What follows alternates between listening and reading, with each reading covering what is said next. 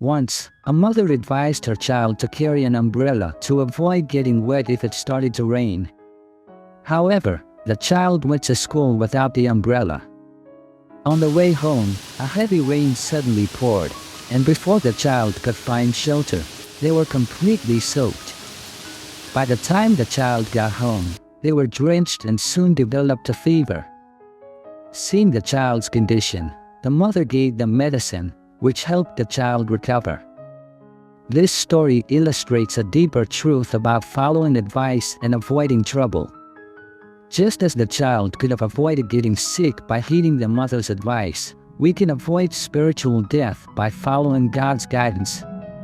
God's commands act as a guide to prevent the disease of spiritual death. Unfortunately, like the child who did not listen, we often ignore God's guidance, leading to spiritual death. However, just as the child recovered with the help of medicine, we too can be healed from spiritual death through the sacrifice of our Lord Jesus Christ.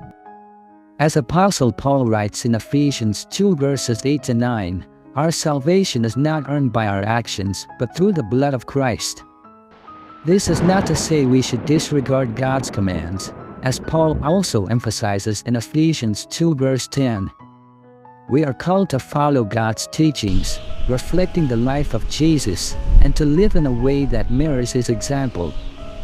Thus, true faith is not about boasting of our own righteousness, but acknowledging that our healing comes from Christ's sacrifice.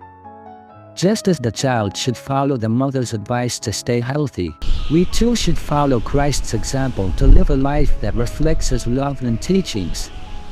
In the end, a person's true safety and faith are revealed not through their own deeds, but through their relationship with our Lord. John 14 verse 15. If you love me, keep my commands.